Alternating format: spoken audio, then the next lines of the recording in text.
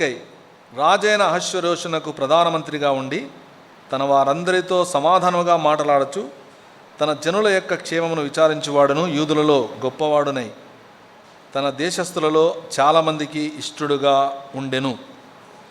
దీనికి ఇంకొకటి అనుబంధంగా ఒక లేఖన భాగాన్ని చదువుకుందాం. రోమీలకు రాసిన పత్రిక 8వ అధ్యాయం. రోమీలకు రాసిన పత్రిక 8వ అధ్యాయము 28వ వచనం. దేవుని ప్రేమించు వారికి అనగా ఆయన సంకల్పము చొప్పున పిలువబడిన వారికి మేలు కలుగటకై సమస్తమును సమకూడి జరుగుచున్నవని ఎరుగుదుము. దేవుడు ఈ లేఖన భాగాలను దీవించులాగున మనము ప్రార్థన చేద్దాం. చిన్న ప్రార్థన. పరిశుద్ధుడైన మా ప్రియ పరలోకపు తండ్రి, ఘనమైన దేవా, నీ నామమునకు స్తుతులు స్తోత్రం వందనములు చెల్లిస్తున్నాం. మహాకాశములు పట్టజాలని దేవుడు, సమస్తమును సృజించిన దేవుడు, మమ్మల్ని కూడా నీ నోటి మాట చేత కలుగజేసి నాయన తండ్రి, నోటి మాట చేత కాదు కానీ మంటి చేత నిర్మించి మమ్మలను మీ స్వరూపంలో మీ పోలిక చొప్పులుగా నిర్మించారు. అయితే మేము పాపము చేసి మేము మహిమను కోల్పోయి ఉండగా తిరిగి కోల్పోయిన మహిమనిచ్చుటకై నీ కుమారుడైన క్రీస్తు యేసు ఈ లోకానికి వచ్చి మా కొరకై తన రక్తాన్ని తన ప్రాణాన్ని మా కొరకై ధారపోసి చనిపోయి శిలువలో చనిపోయి తిరిగి లేచి కుడిపార్శ్వన ఆశీనుడైనందుకై మీకు స్తోత్రములు. ఆరాధనలో చక్కగా మీరు మహింపరచబడ్డారు. నేను అతన్ని ఇంకా మేము శ్రేష్టమైన రీతిగా ఆరాధించడానికి మీ సహాయం అనుగ్రహించమని, అలాగే నేను తండ్రి మీ దాసుడు డానియల్ అన్న దూర ప్రాంతం వెళ్ళుండగా క్షేమంగా వచ్చేలాగా చక్కగా వాడబడలాగా సాయం చేయండి. జాన్పాలను కూడా జ్ఞాపం చేసుకుని క్షేమంగా వాడబడి తిరిగి వచ్చేలాగా కృప చూపని మీ సన్నిధిలో ప్రార్థిస్తూ చదవబడిన లేఖన భాగాన్ని దీవించండి. నేను తండ్రి చిన్న ధ్యానం చేస్తుండగా మీరే మీ ఆత్మచేత మమ్మల్ని నడిపించి ఇంకా అనేక మంది కొరకై నేను తండ్రి ప్రార్థిస్తున్నాం. సాయం చేయండి నాయన తండ్రి. మీరే కృప చూపి మీరే మహిమ ఘనత ప్రభావాలు పొందమని నాయన తండ్రి. ఇంకా బాప్తిస్మ కార్యక్రమంలో కూడా ఇంకా అనేక మంది పాల్గొనుటకు నాయన తండ్రి ఎవరైతే రక్షణ పొందారో ప్రభువైన యేసుక్రీస్తునందు విశ్వాసం ఉంచిన వారు నాయన తండ్రి సొంత రక్షకుడుగా అంగీకరించిన వారు బాప్తిస్మ పొందులాగా సాయం చేయమని సమస్త మీకు అప్పచెప్పుకుంటూ నాయన తండ్రి మీ ఆత్మ సాయం అనుగ్రహించి వచ్చిన వారందరిని బట్టి మీకు స్తోత్రములు చెల్లిస్తూ రాని వారిని నాయన తండ్రి అలాగే వారికి మంచి మరొక సమయం అనుగ్రహించమని సమస్త మీకు అప్పచెప్పుకుంటూ నన్ను అలాగే మీ దాసుని అలాగే ఈ యొక్క ముందున్న వారందరినీ మీకు అప్పచెప్పుకుంటూ మా ప్రభువైన యేసుక్రీస్తు నామమున స్తుతించి ప్రార్థించాడు వేడుకొనుచున్నాం తండ్రి. ఆమేన్.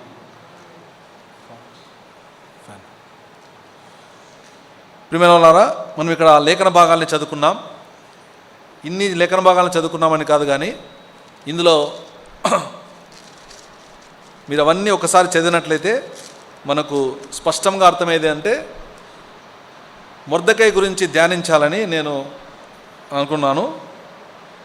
కాబట్టి దేవుడిచ్చిన తలంపులను బట్టి కొన్ని మనము ఆయన గురించి ధ్యానిద్దాం. మొర్దెకై గురించి ఆ వచనాలు చెప్పాము కదా.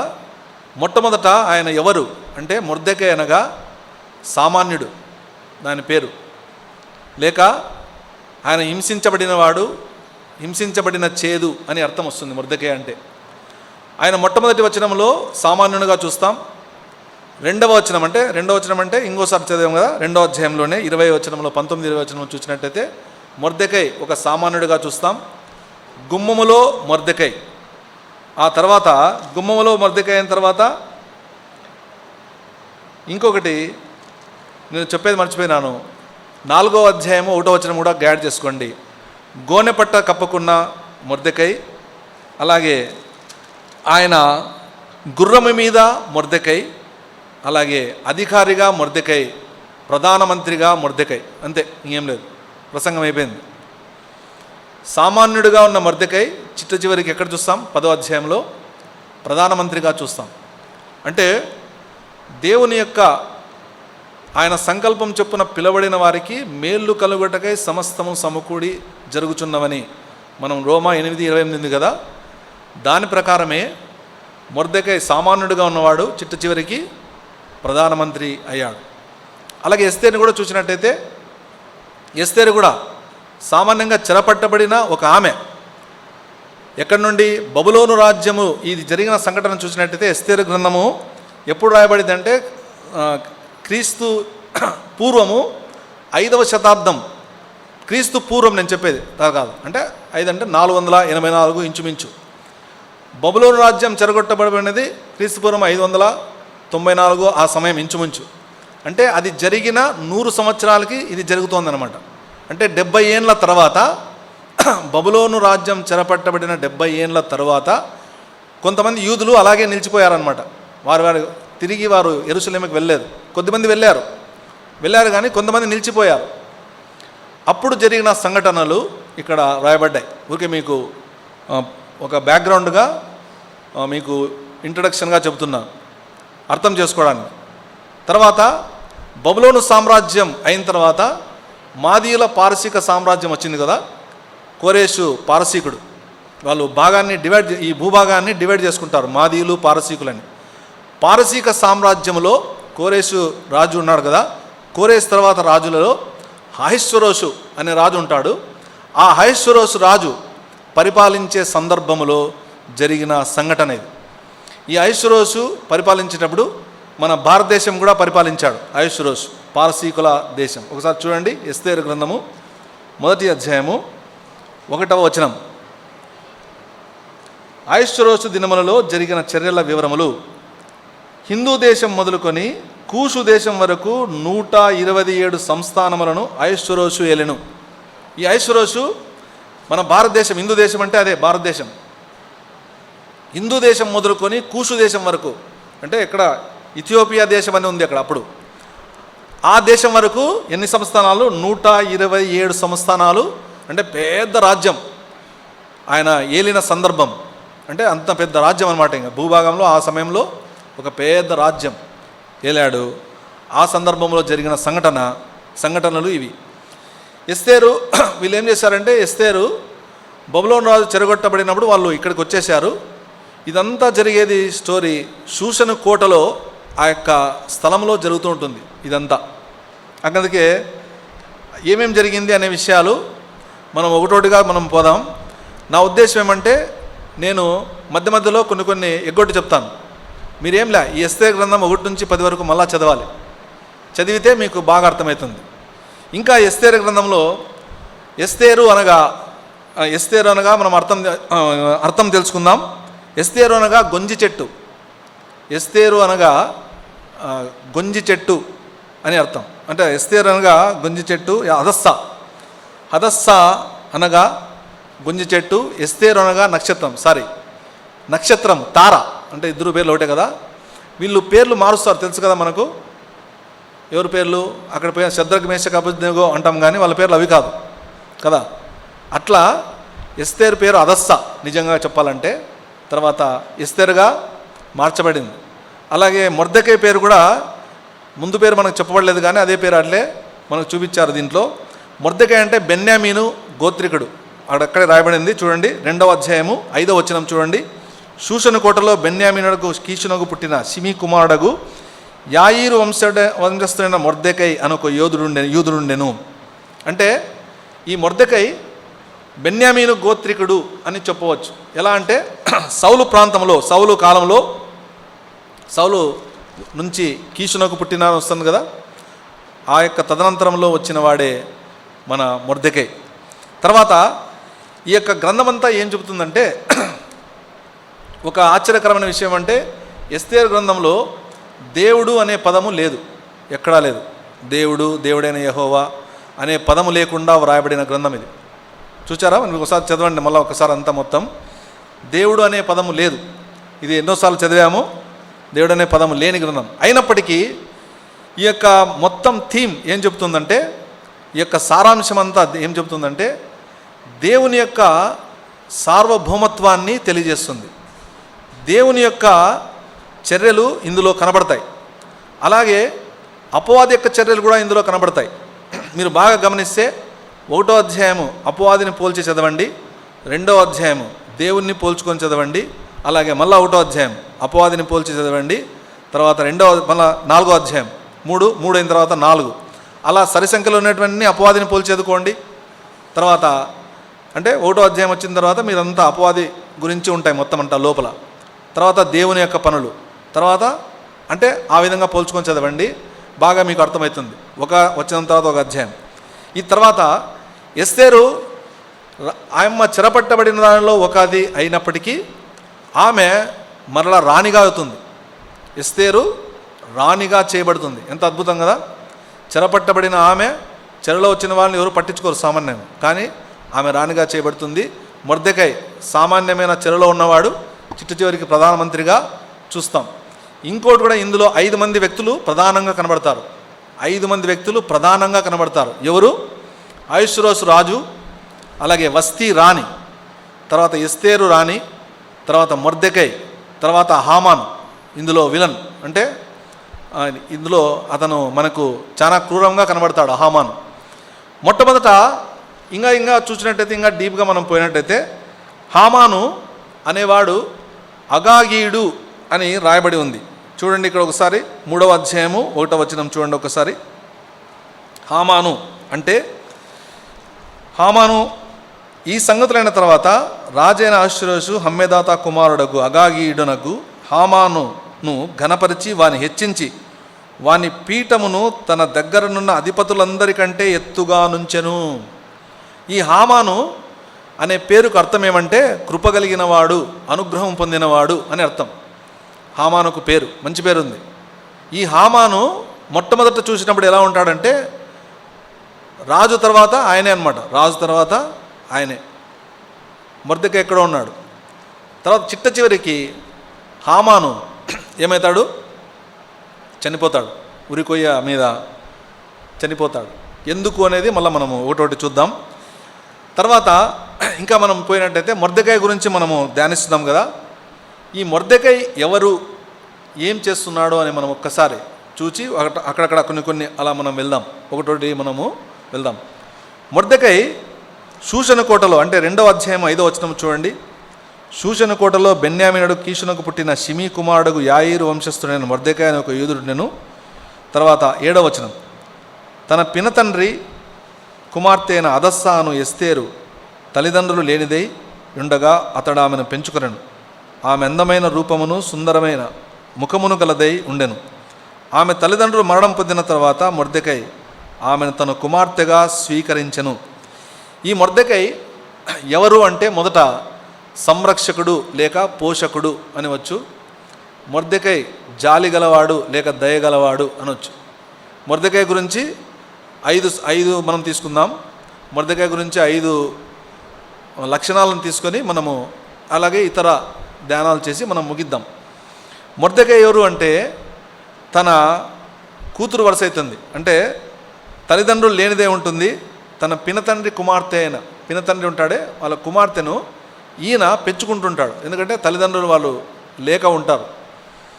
అంటే ఆయన పోషకుడుగా ఉంటాడు, సంరక్షకుడుగా ఉంటాడు, దయగలవాడుగా మనకు కనబడతాడు. ఈ మొర్దెకైలో కూడా ప్రభువైన యేసుక్రీస్తును చూస్తాం. మొర్దెకై అంటే ప్రభువైన యేసుక్రీస్తు కూడా సంఘాన్ని పోషించేవాడు, సంఘాన్ని సంరక్షించేవాడు అని మనం చూస్తాం కదా. మొర్దెకై మాదిరే ప్రభువైన యేసుక్రీస్తు కూడా. చూడండి ఒకసారి ఎఫెసీయులకు రాసిన పత్రిక 5వ అధ్యాయం చూడండి ఒకసారి. ఎఫెసీయులకు రాసిన పత్రిక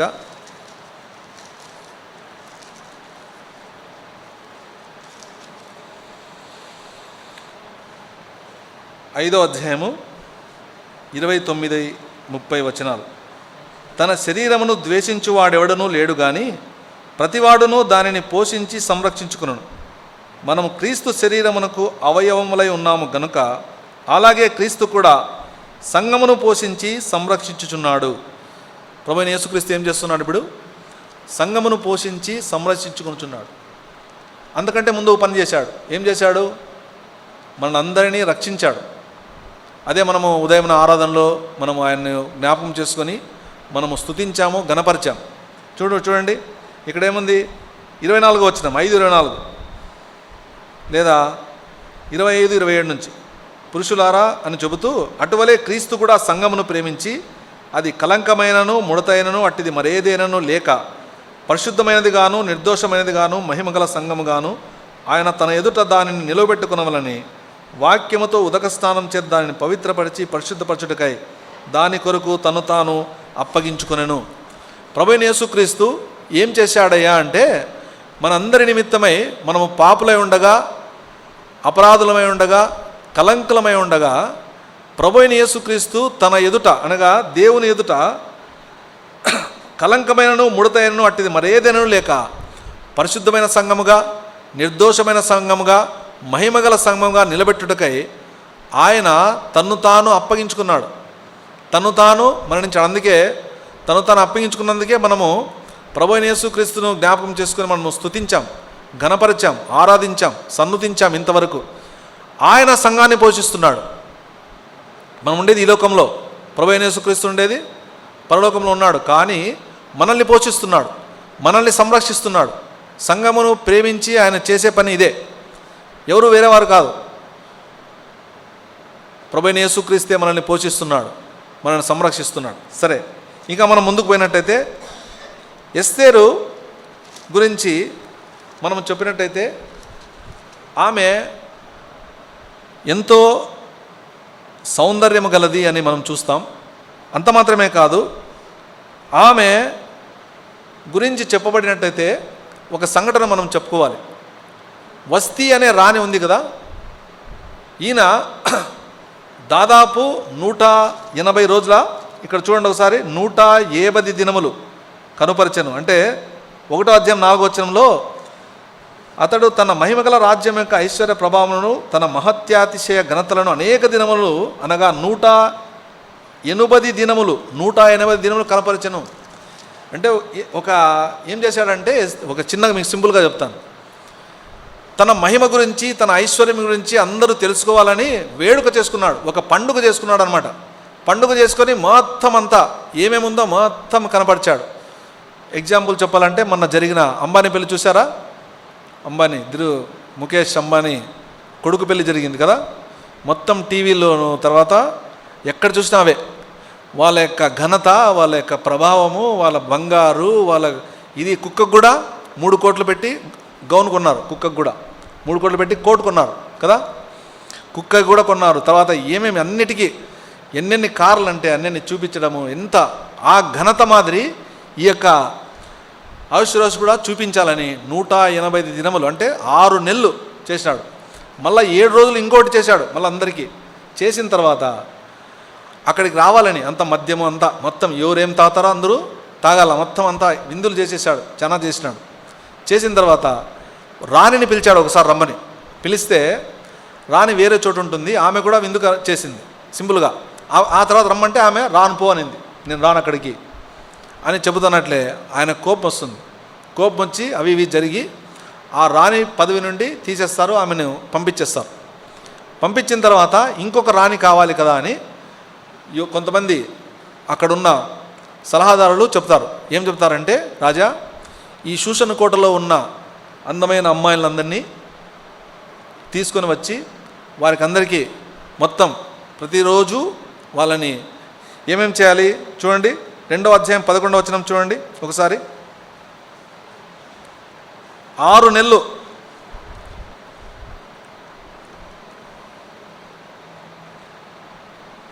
లేదా 2వ అధ్యాయము 3వ వచనం చూడండి, మళ్ళా చదువుదాం. అది 2వ వచనం. యవనులకు రాజు పరిచారకులు ఇట్లనడి అందమైన కన్యకలను రాజు కొరకు వెదగదగను. అందునిమిత్తము సౌందర్యవంతులైన కన్యకలందరినీ సమకూర్చి శూషణ కోట అంతఃపురమునకు చేర్చి స్త్రీలకు కాపరియగు రాజు యొక్క నపుంసకుడకు హేగే వశమునకు అప్పగించినట్లు రాజు తన రాజ్యం యొక్క సంస్థానములన్నింటిలో పరిచారకులను నియమించునుగాక. శుద్ధి కొరకు సుగంధ ద్రవ్యములను వారికి ఇచ్చిన తర్వాత రాజు ఆ కన్యకలలో దేనియందు ఇష్టపడునో ఆమె వస్తీకి బదులుగా రానియగును. అంటే ఆమెకు మంచి మంచి పదార్థములు ఇస్తారు. ఫర్ ఎగ్జాంపుల్ ఇప్పటికీ బ్యూటీ పార్లర్ అన్నాం, అప్పుడు మంచి బ్యూటీ పార్లర్ ఉండేది. సుగంధ ద్రవ్యాలు, తర్వాత అన్ని పదార్థాలు. అందుకే 12వ వచనంలో 6 మాసములు గోపరస తైలంతోనూ 6 మాసములు సుగంధ వర్గములతోనూ స్త్రీల పరిమళ క్రియల కొరకైన మరి వేరు పదార్థములతోనూ ఎన్ని సుగంధ వర్గములు, గోపరస అవన్నీ చేసి అవన్నీ అలంకరించుకోవాలి. ఎన్నాళ్ళు? 6 నెలలు అలంకరించుకొని వాళ్ళకు ఒక వంతు వస్తుంది, సమయం వస్తుంది. వంతు వచ్చినప్పుడు వారు రాజు దగ్గరికి వచ్చి నిలబడాలి. అంటే వాళ్ళందరికీ ఇచ్చేస్తారు అన్నీ, ఏమేమి ముఖం పూసుకోల్లో, తర్వాత సెంటు, అవన్నీ అత్తరు అన్నీ మొత్తం ఏం కావాలో ఇచ్చేస్తారు. ఇచ్చిన తర్వాత వారంతా ఇదైన తర్వాత వారు రాజు ముందర నిలబడితే రాజు ఎవరిని చూచి ఇష్టపడతాడో వారు రానేతారు వస్తీకి బదులుగా. కానీ ఇక్కడ ఎస్తేరు గురించి చెప్పుకోదగ్గ అంశం ఏమంటే ప్రతి ఒక్కరూ ఎవరికి వారు మేకప్ వేసుకుంటున్నారు, ఎవరికి వారు అవన్నీ అందరూ కాదు మనకి ఇది నచ్చింది ఇది నచ్చింది ఇది నచ్చింది తీసుకుంటున్నారు. కానీ ఎస్తేరు చేసిన పని ఒకసారి చూడండి. ఎస్తేరు చేసిన పని 2వ అధ్యాయం 15వ వచనం. మొర్దెకై తన కుమార్తెగా స్వీకరించుకున్న తన తండ్రి అయిన పినతండ్రి అయిన అబీహైలు కుమార్తె ఎగు ఎస్తేరు రాజునొద్దకు వెళ్ళుటకు వంతు వచ్చినప్పుడు స్త్రీలను కాయు రాజు యొక్క షండుడైన హేగే నిర్ణయించిన అలంకారము కాక ఆమె మరి ఏమీ కోరలేదు. అంటే ఇక్కడ హేగే అంటే అర్థం ఏమొస్తుందంటే సహాయకుడు, హెల్పర్ అని మొత్తం అంతా వస్తుంది. అంటే హేగే అనేవానికి ఏం అలంకారం కోరలేదు ఆమె. నాకు ఇది కావాలా అది కావాలని ఆమె మాత్రం కోరుకోకుండా ఆమె అప్పగించుకుంది. హేగే ఏం చేస్తాడో చేసుకొని మీరు అంటే ఆయన ఏం చేస్తాడో మొత్తం ఎందుకు అప్పగించుకుంది మొత్తం. ఇంకా ఆమెకి నాకు ఇది కావాలనుకోలే అంటే స్వచిత్తం లేదు, స్వనీతి లేదు. ఇక్కడ హేగేకి అప్పగించుకుంది. ఏం చేస్తారో మేకప్ చేసుకోండి మీ ఇష్టం అని అప్పగించుకుంటే హేగే ఏం చేశాడు తెలుసా? హేగే ఆమెను మొత్తం అలంకరించాడు. రాజుకు ఎలా నచ్చుతుందో హేగేకి బాగా తెలుసా మీకు? ఎందుకంటే రాజుకు తెంచేది కదా, వీళ్ళందరూ సొంతంగా చేసుకుంటున్నారు, సొంత క్రియలు. అయితే చిట్ట చివరికి హేగే చేసిన అలంకరకు అప్పగించుకుంది కాబట్టి ఏం జరుగుతుంది చూడండి ఒకసారి. 15 చివరి లైన్. ఎస్తేరును చూచిన వారందరికీ ఆమె యందు దయ పుట్టెను. ఒకసారి చూసారా? ఎస్తేరును చూచిన వారందరికీ ఆమె యందు దయ పుట్టింది. ఫస్ట్ ఎవరికి దయ పుట్టింది ఒకసారి చూడండి. 9వ వచనం 2:9. ఆ చిన్నది అతని దృష్టికి ఇంపైనది కనుక ఆమె అతని వలన దయ పొందెను. మొట్టమొదట ఎవరు? హేగే వలన దయ పొందింది. తర్వాత హేగేకి అప్పగించుకున్న తర్వాత మొత్తము చూచిన వారందరికీ దయ పుట్టింది. చూచిన వారందరికీ దయ పుట్టేటట్లు ఆమె తయారు చేయబడింది. ఎంత అద్భుతం కదా! మనము కూడా దేవునికి అప్పగించుకుంటేనే, పరిశుద్ధాత్మకు అప్పగించుకుంటే మన స్వనీతి కాక స్వచిత్తము కాక దేవుని చిత్తానికి మనం అప్పగించుకుంటే ఇంకా మనం అందరి దయ మనం పొందుతామనే సందేశం ఇందులో ఉంది. మన చిత్తం కాదు, దేవా నీకే సమస్తము అర్పిస్తున్నాను, నీకే నా యొక్క భారాలు కానీ నా యొక్క చింత కానీ మొత్తం అంతా అర్పించాం. వీళ్ళకేమి చింత, నేను ఎక్కడ బాగా కనపడను అనే చింతతో వీళ్ళు సొంతంగా చేసుకుంటున్నారు. కానీ ఆమెకేం చింత లేదు, నేను కనపడితే కనపడి లేకుంటే అప్పగించుకుంది అంతే, ఇంకేం లేదు. నువ్వు ఏం చేస్తావు చెయ్యి. అందుకే మీరు దేని గురించి చింతించకూడదు. ప్రతి చింత ఏం చేయాలి? మనల్ని ఆయన గురించి లక్ష్య పెడుతున్నాడు కనుక మన చింత యావత్తు ఆయన మీద వేయడి. నీ భారము యెహోవా మీద మోపాలి. తర్వాత ఇంకా నీ యొక్క హృదయము ఆయన మీద ఆనుకోనాలి. ఆనుకునే వాళ్ళు ఎలా ఉంటాడంటే చూడండి, అందరూ టెన్షన్ పడుతున్నారు. నేను రాజు యొక్క దీనికి నేను రాజు ఒప్పుకోడేమో అని భయపడుతున్నారు. కానీ ఈమె భయపడలేదు. చూడండి ఒకసారి యెషయా గ్రంథము, మనకు తెలిసిన వచనాలే మనకు ప్రోత్సాహకరంగా ఉంటుందని మనము చదువుతున్నాం. యెషయా గ్రంథము 26వ అధ్యాయం అనుకుంటా, 26వ అధ్యాయము 3వ వచనం. ఎవని మనస్సు నీ మీద ఆనుకునునో వానిని నీవు పూర్ణ శాంతి గలవానిగా కాపాడదువు, ఏలైనగా అతడు నీ యందు విశ్వాసం ఉంచి ఉన్నాడు. ఆమె ఏం లేదు, దేవునికి అప్పగించుకుంది అంతే, ఇంకేం లేదు. ఏమైనా చేయని అప్పగించుకుంది. ఆమె చూచిన వారందరికీ విశ్వాసం పుట్టాను. మన జీవితాలు కూడా అంతే. మనం అనుకుంటాం వాళ్ళు ఎక్కడ మనల్ని తృణీకరిస్తారో, వాడు ఎక్కడ మనల్ని నాతో మాట్లాడో, ఆమె నన్ను ఎక్కడ మాట్లాడదు, ఇదే మనకు భయం ఎక్కువ ఉంటుంది. వాళ్ళేమనుకుంటారో వీళ్ళేమనుకుంటారో అనే మాటనే మనకు హృదయంలో మనకు వేధిస్తూ ఉంటుంది. ఎప్పుడైనా అంతే. మనం చేసే పనులు ఎక్కువగా వాళ్ళేమనుకుంటారో అనే ఎక్కువ చేస్తాం కదా. వాడు ఏమనుకుంటాడో అనే చేస్తాము. వాళ్ళు ఏమనుకుంటున్నారో తెలియదు మనకు. నీ గురించి ఏమనుకోరు వాళ్ళు, ఎందుకంటే ఎవరి జీవితం వాళ్ళదే. వాళ్ళ జీవితం గురించి ఆలోచించేకే టైం పట్టదు కాబట్టి కాదు. వాళ్ళేమనుకుంటారో వీళ్ళేమనుకుంటారో అనే ప్రవర్తిస్తాం. అలా కాదు, దేవుడు ఏమనుకుంటున్నాడు అనేది ఆలోచించాలి ఎక్కువ. మన మాటలు కానీ చేతలు కానీ వీళ్ళేమనుకుంటారో వాళ్ళేమనుకుంటారో కదా అనుకునేది లేకోకుండా ప్రభు మీద మనం పూర్తిగా ఆధారపడి ఉంటే ఈ టెన్షన్స్ ఉండవు. ఇప్పుడు వీళ్ళు చూడు ఎంత టెన్షన్ పడుతున్నారు. ప్రతి ఒక్కరూ టెన్షనే. యాడ రాజు నన్ని వద్దంటాడు అనే భయం ఉంటుంది అంతే. కాబట్టి మొత్తం అలంకరణ అవి ఇవి మొత్తం చేసుకున్నాడు. అలా కాకుండా ఈమె తెలివిగా ఏం చేసింది, రాజు గురించి రాజు ఇష్టాలు అయిష్టాలన్నీ హేగేకి తెలుసు బాగా. హేగేకి అప్పగించుకోయింది అంతే, ఇంకేం లేదు. మొత్తం ఆయన ఏం అలంకారం ఇస్తే అలంకారం నీ ఇష్టమయ్యా చేసినాం. ఇంకా ఆయన ఇంకా బాగా రాజు కోసం ఇంకా ఇది చేస్తాడు. అందుకే మనం కూడా మన జీవితాల్లో, అందుకే చూడండి ఒకసారి పేతురు రాసిన మొదటి పత్రిక,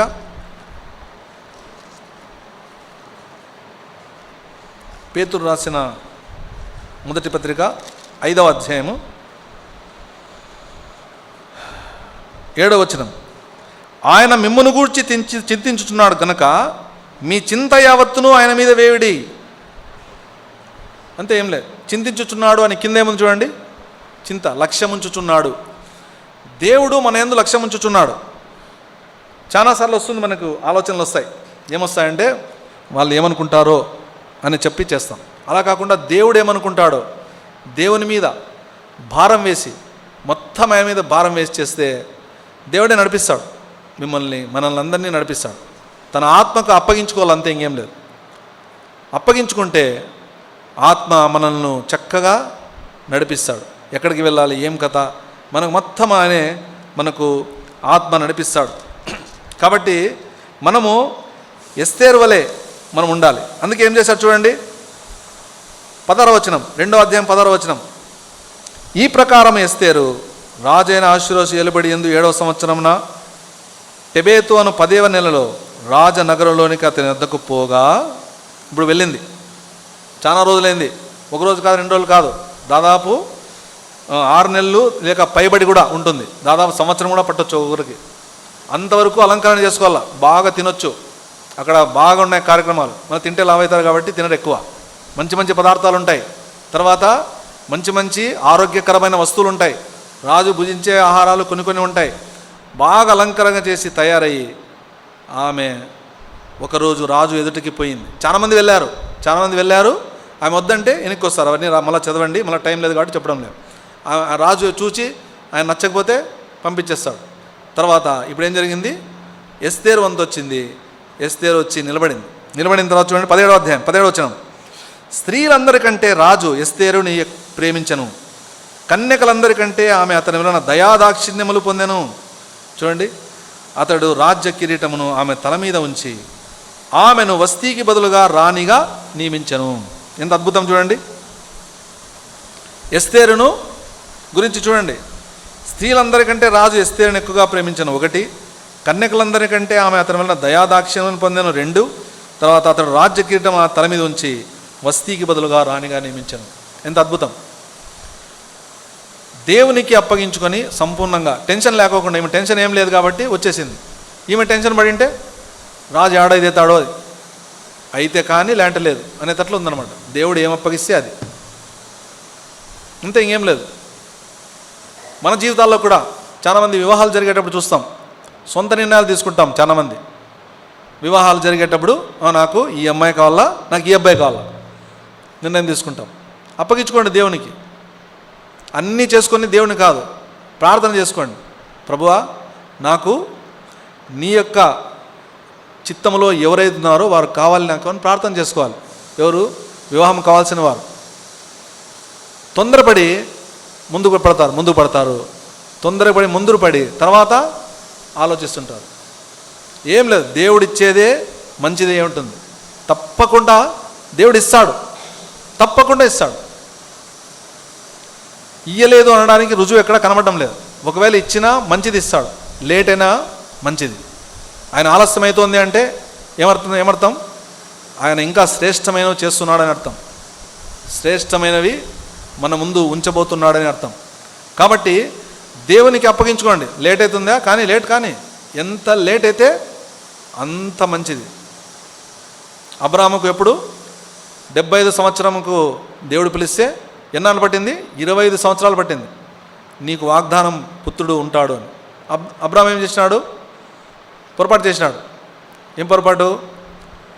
షారాబ్ చేసిన పనికి హాగరు కదా, అవన్నీ మనకు తెలుసు. ఇప్పుడు అదే పెద్ద కష్టమైపోయింది. ఇప్పుడు ఇజ్రాయెల్ చూస్తున్నారు కదా, ఇజ్రాయెల్ యుద్ధం. ఇజ్రాయెల్లో చుట్టుపక్కల ఉండేది వాళ్ళ అన్నదమ్ములే అందరూ. హాగరు సంతానంతోనే యుద్ధము. ముస్లిం దేశ కంట్రీలందరూ వాళ్ళే ఇంక మొత్తం అంతా ఇస్మాయిల్. ఎంత భయంకరమైన పరిస్థితి వచ్చింది చూడండి. ఈరోజు యుద్ధం, ప్రతిరోజు బాంబులు, ప్రతిరోజు మిసైల్తో దాడి చేస్తున్నారు ఇజ్రాయెల్ మీద. ఇజ్రాయెల్ కూడా ఆ యుద్ధం, ఎంతోమంది చనిపోతున్నారు, ప్రాణ నష్టం, రోజుకి చనిపోతున్నారు. కానీ దేవుడు ఇస్తానన్న సమయానికి ఇస్తాడంతే. దేవుని మీద ఆధారపడి మోసపోయిన వాడు ఈ ప్రపంచంలో ఎవరూ లేరు. దేవుని మీద ఆధారపడుకోకుండా చేస్తేనే ప్రకటనలు, అంతే, ఏం లేదు. హృదయంలో ఉండాలి, హృదయంలో విశ్వాసం ఉండాలి, సంపూర్ణంగా ఆయన మీద ఆధారపడాలి. సంపూర్ణంగా ఆధారపడి లేట్ అవుతుంది, ఎనీథింగ్ లేట్. దావీదు ఎప్పుడు ఆయనకి తైలాభిషేకం అయింది? దావీదుకు అయింది, మరేమైంది? కానీ అప్పటికప్పుడే రాజుగా నియమించబడలేదే. సమూయేలు పోయి తైలాభిషేకం చేసినాడు. అప్పటి నుంచే కష్టాలు మొదలయ్యాయి దావీదుకి. ఎంతవరకు? సౌలు చనిపోయేంత వరకు కష్టాలే. సింహాసనం మీద మొత్తం దాదాపు 20 ఏళ్ళ పైన అనుకుంటా, ఎన్నెళ్ళలో భయంకరంగా, ఇంకా 20 ఏళ్ళ పైనే కష్టాలు అంతా అడవిలో తిరుగుతూ చిట్ట చివరికి రాజ్యం వచ్చింది. యోసేపు జీవితం చూడండి. యోసేపు కలలు కన్నాడు, బాగా అంతా ఉంది, బాగా మంచి తండ్రికి ఇష్టమైన కుమారుడు. ఎక్కడ పడిపోయినాడు? బానిసగా అమ్మివేయబడ్డాడు. చిట్ట చివరికి ఆయన ఎన్నాళ్ళు ఓపిక పడ్డాడు తెలుసా? దాదాపు ఎన్నేళ్ళు? 13 సంవత్సరాలు. 17 ఏళ్ళకి వచ్చినాడు ఐగుప్తుకు, 13 ఏళ్ళు 30 ఏళ్ళకి రాజు అయినాడు. అంటే టైం 13 సంవత్సరాలు పట్టింది. చాలా టైం కదా మన జీవితంలో. 13 ఏళ్ళు. మనకి స్టోరీ చిన్నగా ఉంది కానీ 13 ఇయర్స్, 13 ఏళ్ళు ఆయన ఇదయ్యాడు. అలాగే హన్నా బిడ్డ పుట్టాలంటే ఎన్నాళ్ళు పట్టింది? కొడుకు. ఆమె ఏడ్చి పిల్లలు లేరని మళ్ళా సమూయేలును దేవుడు అనుగ్రహించాడు. ఏదైనా చూసుకోండి, ఇస్సాకు వారు కూడా అంతే కదా, ఏడ్చి వాళ్ళందరూ. యాకోబుకు వెయిట్ చేసి ఎన్నో ఏళ్ళు పట్టింది. రాహేలు కావాలని చెప్పేసి కొలువు చేసి అది చేసి ఇచ్చేసి. కాబట్టి దేవునికి అప్పగించుకుంటే హీ విల్ డెఫినెట్లీ గివ్. తప్పకుండా ఇస్తాడు. మన జీవితాల్లో నేను కూడా చూశాను. కాబట్టి టైం పడుతుంది. ఏమంటే ఓపిక ఉండాలా, సహనం ఉండాలా, ఆ వాగ్దానాన్నే మనం ఎత్తి పట్టుకొని ప్రార్థిస్తుండాలా, చూస్తుండాలి, నిరీక్షణ ఉండాలి, హోప్. అందుకే విశ్వాసము, ప్రేమ, నిరీక్షణ, ఈ 3 నిలుస్తాయి కదా. అవి చాలా ప్రాముఖ్యమైన విషయాలు. మనం విశ్వాసం ఉండి ఆమె అప్పగించుకుందంతే. కానీ టైము దాటిపోతుంది. అయితే ఇక్కడ ఏం జరిగిందంటే, ఆమె రాణి అయిన తర్వాత ఈయన ముందుగానే ఒక మాట చెప్పాడు, నువ్వు నీ యూదా మతం గురించి కానీ ఎవరికి చెప్పకూడదు అని చెప్పాడు. ఎందుకు అంటే, వాడు అగాగీయుడు వాళ్ళందరూ ఉన్నారు కదా చాలామంది. అగాగీయుడు అంటే ఎవరు తెలుసా? అమాలేకు వంశస్థుడు, అమాలేకీయుల వంశస్థుడు. అమాలేకీయులు ఏం చేశారు తెలుసా? ఒకసారి దేవుడు ఈ అమాలేకీయులతో తరతరములు యుద్ధం అని చెప్పాడు. అది మీకు తెలుసా?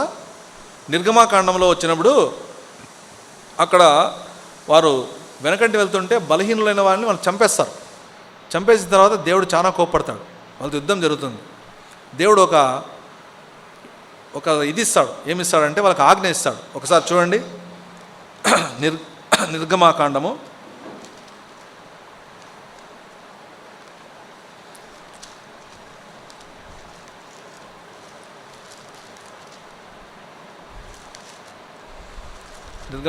17వ అధ్యాయం చూడండి ఒకసారి.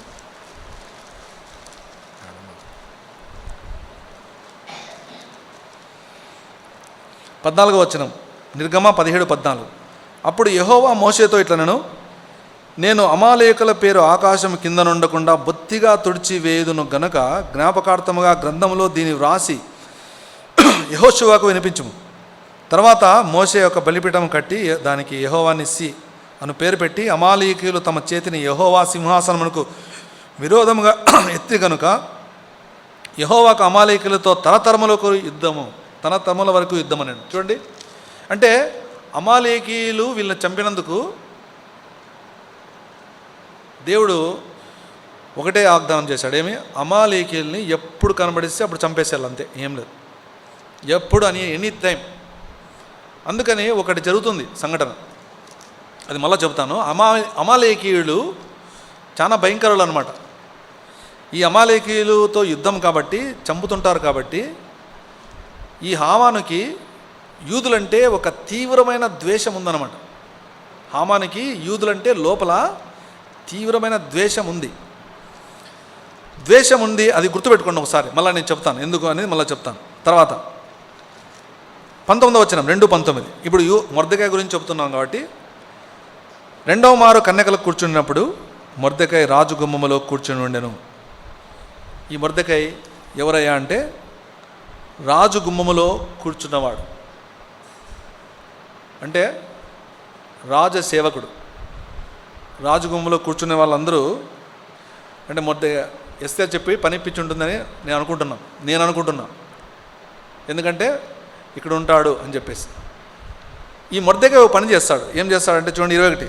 ఆ దినములలో రాజు గుమ్మములో కూర్చుని ఉండగా రాజు యొక్క 2 షండులైన బిక్తాను తెరెషు అను ద్వారపాలకులు కోపగ్రస్తులై రాజైన అష్షూరసును చంపుటకు ఆలోచించుకుని ఉండిరి. వీళ్ళు రాజును చంపాలని ఆలోచించుకున్నారు.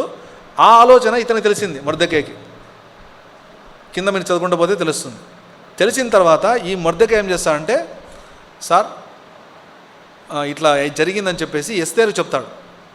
ఎస్తేరుకు అందిస్తాడు. ఎస్తేరు వచ్చేసి వారికి చెబుతుంది. చెప్పిన తర్వాత వాళ్ళందరూ ఎంక్వైరీ చేస్తే బయటపడి వారిని ఉరి తీస్తారు. చివరిలో చూస్తారని 23వ వచనంలో ఉరి తీస్తారు. ఈ ఉరి తీసిన తర్వాత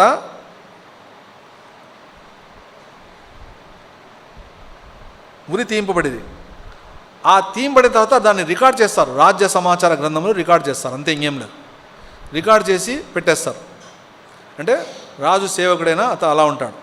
తర్వాత ఏం జరుగుతుందంటే, ఈ మొర్దెకాయ ఇప్పుడు హామాను చూస్తాం. హామాను చూసినట్టయితే ఈ హామాను మీకు అర్థమవుతుందా బాగా? ఓకే. హామాను గురించి మనం చెప్పినట్టయితే ఆయన సింహాసనం పైన ఎత్తుగా వేచింటాడు. ఈయన గుమ్మములో నుంచి ఇలా పోయేటప్పుడు హామానుకు ఈ మొర్దెకాయ ఏం చేస్తాడంటే అందరూ లేచి నమస్కారం పెడతారు. ఈయన నమస్కారం పెట్టాడు. ఎవరు? మొర్దెకాయ నమస్కారం పెట్టాడు. ఎందుకంటే ఆయన యూదుడు కాబట్టి నేను నమస్కారం పెట్టాను అని ఉంటాడు. అని ఉన్న తర్వాత హామాన్ ఏం చేస్తాడంటే, వీడు ఎప్పుడు నన్ను నమస్కారం పెట్టడం లేదు అని చెప్పేసి ఒక ఊరికి అనవసరంగా వీని మాత్రంగా చంపాల్సింది యూదుల మొత్తంని నాశనం చేయాలని ఒక చీటీ వేసేసి మొత్తము రాజుతో తాకీదులు తీసుకొని, అంటే తాకీదులు అంటే మొత్తం ఆయనతో ఆర్డర్ తీసుకొని మొత్తం ఆ సంస్థానంలో, ఎన్ని సంస్థానం చెప్పినాం కదా, పెద్ద సంస్థానంలో ఎంతమంది యూదులు ఉంటారో వాళ్ళందరినీ చంపేయాలని ప్లాన్ వేస్తాడనమాట. మొత్తం అంతా నేను ఇంకా ఒకటోటి వచనాలు చదువుకుంటూ పోతే బాగుండదని మీకు కట్ చేసి చెప్తున్నాను, ఎందుకంటే మీరు మళ్ళీ చదువుకోవాలి అని వేసిన తర్వాత చాటింపు వేసి మొత్తం అందరికీ పోతుంది. ఇది తెలుస్తుంది ఎవరికి? మొర్దెకాయకి తెలిసిన తర్వాత ఏం చేస్తారు చూడు, 4వ అధ్యాయం 1వ వచనం. జరిగినదంతయో తెలియగానే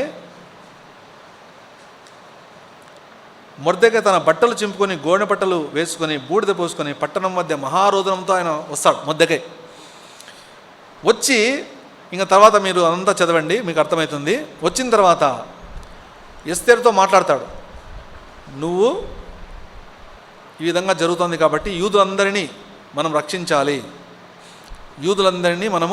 రక్షించాలి అని మొర్దెకాయ చెప్తాడు. చెబితే ఆ కాలంలో ఎలా ఉంటుంది సార్, భార్య అయినా ఎవరైనా, రాజులు ఉంటారు కదా, రాణులు ఇప్పుడైతే మనం ఇంట్లో భార్య భర్తలు ఉంటారు, అప్పుడు అట్లా కాదు. రాజు యొక్క అనుమతి లేకోకుండా భార్య అయినా ఎవరైనా కానీ లోపల పోతే ఆమెను అట్లా చంపేస్తారు, అంతే, ఇంకేం లేదు. ఈ పారసీక సామ్రాజ్య ఇదేమంటే భార్యలు అంటే మన ఇంట్లో అయితే పక్కనే ఉంటారు కదా, అట్లా కాదు, ఎక్కడో అంతఃపురంలో ఉంటారు వాళ్ళు. రాజు ఎక్కడో ఉంటాడు. రాజు యొక్క విడిదికి వచ్చి అదంతా చేయాలంటే ఈయన ఆజ్ఞ లేకోకుండా, అంటే అపాయింట్మెంట్ అంటారు కదా, ముందుగానే అనుమతి తీసుకుని అలా నేను వస్తాను అంటే సరే పలానా టైం రమ్మను అని ఆయన చెబితే అప్పుడు రాళ్ళ. ఏమాత్రం అనుమతి తీసుకోకుండా లోపలికి ఎంటర్ అయితే రాజు ఊరికే చంపేమని చెప్తాడు, అంతే, ఇంకేం లేదు, చంపేస్తారు అంతే, ఇంకేం లేదు. ఆ మాట చెబుతుంది. ఈ విధంగా జరుగుతుంది కదా ఎట్లా అని పినతండ్రితో చెబుతుంది. ఆయనతో ఆయన చెప్తే అంటే చెబుతుందన్నమాట. చెప్పిన తర్వాత ఏం జరుగుతుంది చూడండి ఒకసారి. ఈయన మాట్లాడే మాటలు, మొర్దెకై మాట్లాడే మాటలు చూడండి.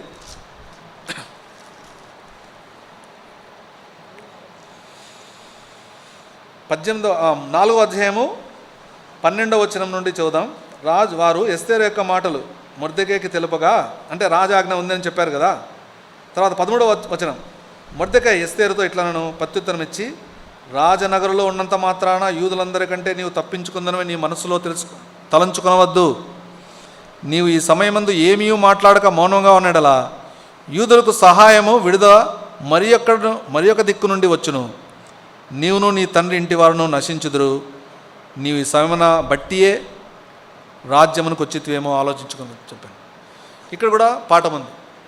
నువ్వు రాజ్యంలో ఉన్నావు, పైన రాణిగా ఉన్నావని నువ్వు ఒక్కటి తప్పించుకుంటావు అనుకుంటావేమో, కాదు.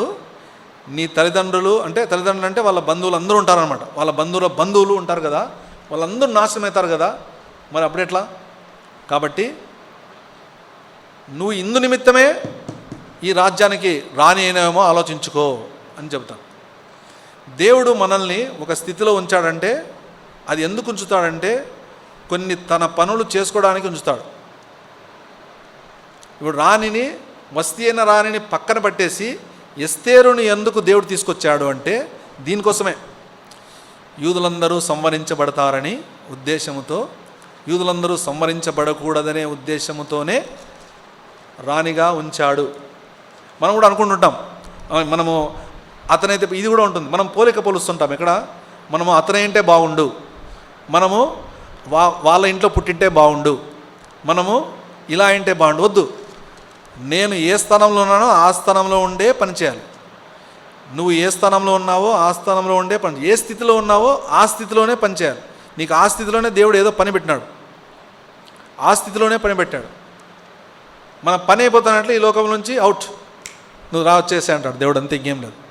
మన పని నిమిత్తమే ఆయన ఏదో పని ఉంది అంతే. ఇలాంటి ఇన్ని లక్షల మంది, ఇన్ని కోట్ల మందిని ఎందుకు ఆ దేవుడు సృష్టిస్తాడు? Something is there.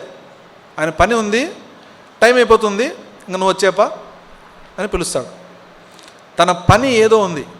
ఎవరికో నీ ద్వారా పని మనిషికి సువార్త చెప్పడమో, నీ ద్వారా చెప్పకపోయినా కానీ తెలుసా మీకు, మీరు ఊరికే దేవుని అనుసరిస్తా అంటే మిమ్మల్ని చూచి రక్షణ పొందుతారు వేరే వాళ్ళు ఆశ్చర్యపోతారు, అబ్బా అని. మీరు ఊరికే నడుస్తుంటే చాలు, మీకు తెలియదు ఏమంటే. అందు నిమిత్తమే దేవుడు ఉంచింటాడు. కొంతమంది చూడండి, అందుకే 26 ఏళ్ళే చనిపోతారు. కొంతమంది 30 ఏళ్ళు, 40 ఏళ్ళు, 50 ఏళ్ళు, చెప్పలేం, టైం అయిపోతుంది అంతే, ఇంకేం లేదు. ఇది ఒక పెద్ద ప్రయాణం అనమాట. ఇది తెలుసా మీకు? ప్రయాణం తెలుసు మనకందరికి, లోక ప్రయాణం. ఒక ట్రైన్ ఉంటుంది, ట్రైన్లో జర్నీ చేస్తుంటాం. మన ముందర ఎంతో బాగా మాట్లాడుతుంటాం, అన్నీ మొత్తం ఏంది, మనము టిఫిన్ తెస్తే వాళ్ళు టిఫిన్ మార్చుకుంటాం, తింటాము, మాట్లాడతాం, అంతా బాగా మాట్లాడతాము. వాళ్ళ సమయం వస్తానట్లే వాళ్ళు దిగిపోతారు, అయిపోయింది. మళ్ళీ మన టైం మళ్ళీ వేరేది వస్తుంది, మళ్ళీ మనం కూడా దిగిపోతాం. దీన్ని ఇంకో విధంగా పోల్చవచ్చు, ఒక పెద్ద ఇంటి కట్టడంగా పోల్చవచ్చు.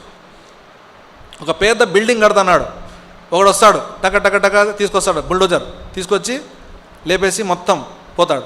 ఇంకోటి వస్తాడు, రాళ్ళు వేసి పోతాడు. ఇంకోటి వస్తాడు, ఏమేసిపోతాడు, ఇటుకలు వేసేసిపోతాడు. ఇంకోటి వస్తాడు, ఏమొస్తాడు, దీనికి వస్తాడు, ఏమోసం ఎలక్ట్రీషియన్ అంతా చూసుకొని అంతా చేసిపోతాడు. ఇంకో వ్యక్తి వస్తాడు, ప్లాస్టిక్ చేస్తాడు. ఇంకోరు వస్తాడు, బండలు పరుస్తాడు. ఇంకోరు వస్తాడు, వేసేస్తాడు. పని అయిపోతానట్లే ఉంటాడా అతను, తీసుకోవడం, జోలో పెట్టుకోవడం, వెళ్ళిపోవడం.